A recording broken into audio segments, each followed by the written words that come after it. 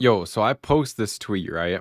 You're getting the chill version of me today because this is a video where we don't gotta stress, but we're gonna learn about some history. And this is gonna break down for you guys why I believe Stellar is so massive, okay? I believe Stellar is huge. And I don't know how many people are gonna be able to debate with me on this after seeing this video. I say in a tweet, I say, Jed Mccaleb is smarter than us all. That's what I say. And I'm telling you guys, this is such a big deal because if you don't know, obviously, who made Stellar? Jed Mccaleb. Jed Mccaleb is a genius would be an understatement. And many people think because he left Stellar, which he didn't really, that this is why Stellar is going wrong, this is why Stellar is going bad, this is the problem. I'm going to break it down for you guys in this video. In this video, I'm going to show you guys why that happened, why he left. He never said it really flat out. He never said that he left. He's still around, but he's not there. He's working on spaceships with Elon Musk right now. But come on. I'm going to break it down for you guys. So Jed Mccaleb, we got to understand more. We got to understand what is his background? Some of you guys may not know this. I'm sure most of you guys know this. He purchased the domain mountgox.com. You guys hear about the mountgox.com news, right? Mount Gox news? Well, who do you think Mt. Gox originated with? If you don't know, Mt. Gox was the first, not the first Bitcoin exchange, but the first successful Bitcoin exchange. And after a few weeks of just discovering crypto, discovering Bitcoin, Jed Mccaleb comes out and builds Mt. Gox, right? Originally a trading site for Magic the Gathering cards. Shout out Magic the Gathering. Right? Moving on from his original idea, Jed Mccaleb repurposed the site in late 2010 as a Bitcoin exchange that could process Bitcoin to dollar trades. The website grew in popularity within months, and then he sold it, and then all that other stuff happened. We know about that. But guys, I say Jed Mccaleb is smart at this all, and he in the plays. You guys don't understand. He does like genius play after genius play after genius play. You think Stellar's not one of his genius plays? It is. And there's actually a very specific reason why he stepped back from Stellar. He stepped back from Stellar is one of his most genius moves. I'm gonna explain to you guys why in this video. It's crazy. It's crazy. I'm sorry, guys. I'm sorry. I gotta get straight to the point, but I wanted to make this video for a while because it's a good one. So in 2011, Mccaleb began developing a digital currency in which transactions were verified by consensus among network members, which became known as the Ripple protocol, which differs from the mining technique used in Bitcoin. He recruited Jed Mccaleb, the genius. People in Ripple, people in XRP love to hate on Jed Mccaleb. I'm sorry, but this guy literally recruited David Schwartz, who you all look up to. I mean, David Schwartz is cool, you know? Shout out David Schwartz. But let's be real of who the triple OG is here. Okay? Like the real, like the actual crypto OG, okay? I believe is Jed Mccaleb. Like I don't think you can argue with this, you know. Anyways, recruits David Schwartz. No big deal. And secured an investment from Jesse Powell before adding Arthur Brito as a chief strategist. Jed Mccaleb recruited Chris Larson to be CEO of the new company, which became known as OpenCoin. Before Jed Mccaleb left his active role in the company, so we know Jed Mccaleb left, and then the XR community, everyone was hating on Jed Mccaleb because what does he go back around doing? He creates Stellar. There's a reason for this, okay? We don't actually know all the details of why he left, the disagreements that he had, all these things. We don't know. But I personally feel like OpenCoin as the name, I feel like Jed Mccaleb, you know, he is like a big philanthropist. I feel like he was maybe not trying to I'm just speculating here. I don't know enough. Like I've listened to so many Jed Mccaleb podcasts that give you guys this video. So many. Like any information. If he's talking about spaceships, I'm trying to listen to it, you know, and there's probably more that I missed. But I listened as much as I could find. And I feel like I don't know if he is totally down with like the whole like crazy business thing. I'm gonna explain why with that. Like He wants to build stuff that he's interested in. This guy is a genius. If you're a genius, you get to build stuff you're interested in, like straight up. That's just how it is, you know. You get to do what you want to do. Anyways, 2014, he co-founded the nonprofit organization, the Stellar Development Foundation, with Joyce Kim, to develop the Stellar open source protocol, open source, to allow cross-border monetary transactions, including fiat and digital currencies.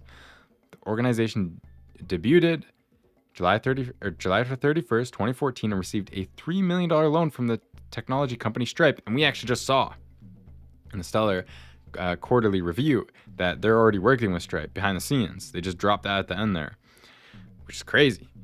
People are like, this is crazy, guys. There's just so much stuff going on, right? And we know how big Stripe is.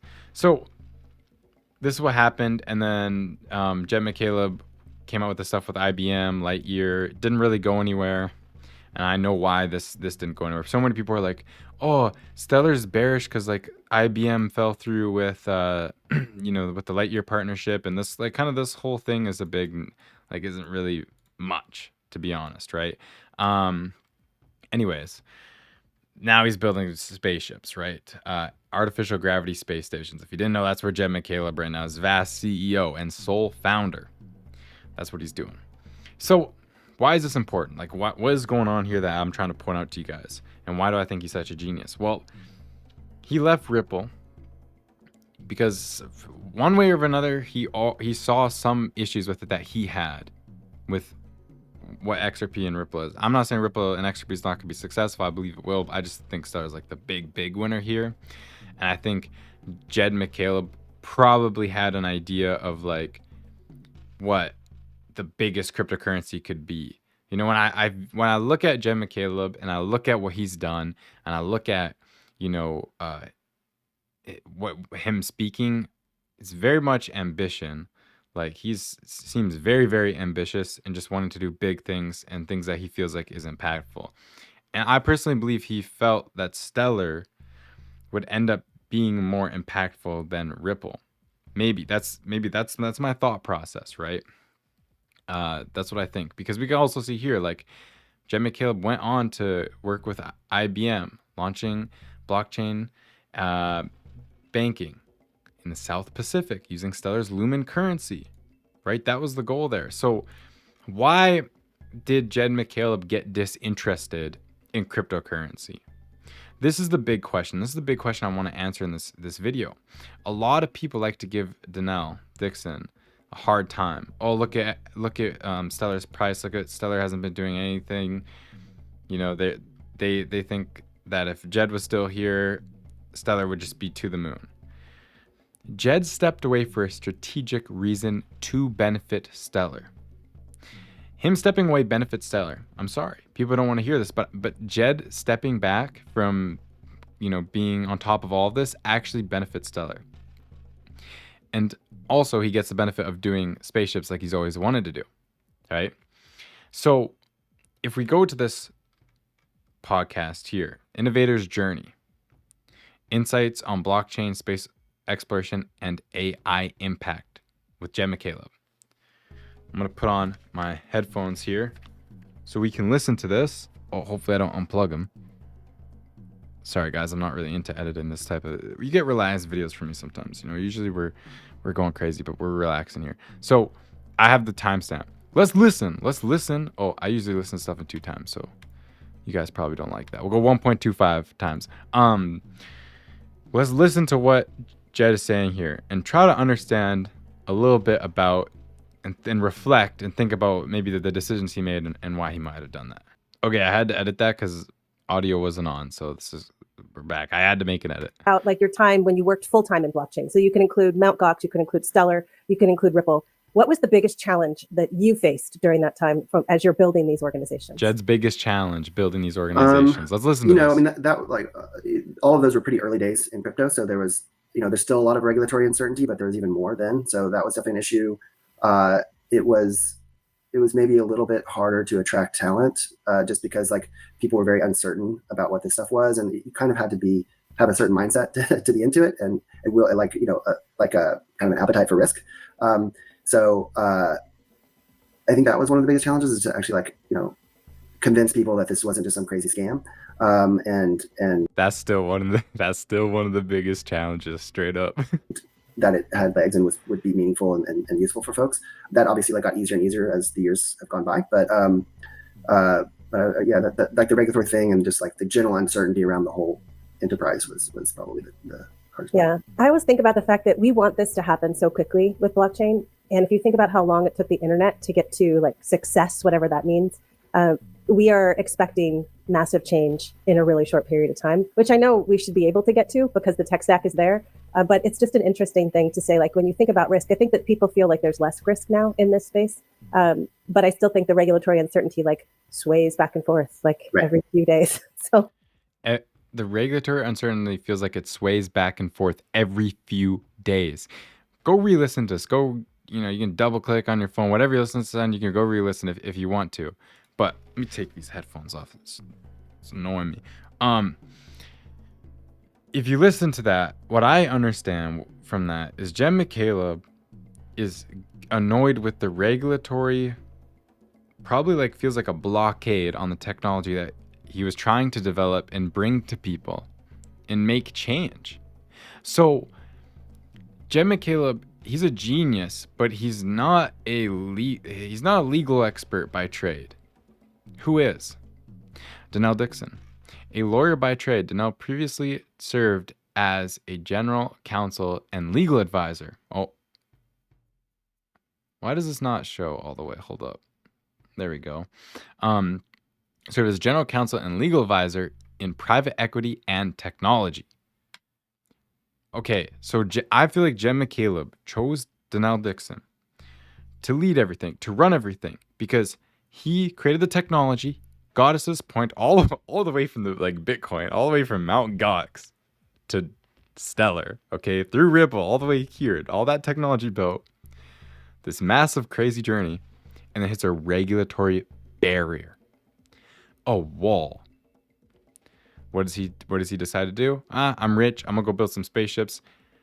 Okay, I want this coin to be very successful. Donnell Dixon wants to be here, wants to do this, interested in making a positive future for people, and a lawyer by trade. Perfect. You need someone with the stamina to be able to deal with all this regulatory brick wall, but also a professional at it. So within this COO of Mozilla, she led the organization's business, revenue, and policy teams, including the ongoing fight for net neutrality and the global effort to ensure that people can control their personal data. That's it, guys. This is why Jen Mccaleb stepped away from Stellar, is to fight the battle we currently are in now, the regulation battle. Because I believe that Jen Mccaleb, been here since the start of crypto, probably seen it all. Seen all these coins start to get developed, right? And I would imagine he was thinking, I don't know, and I wish we get another podcast. I wish he goes on another block by block and we get some of these questions answered.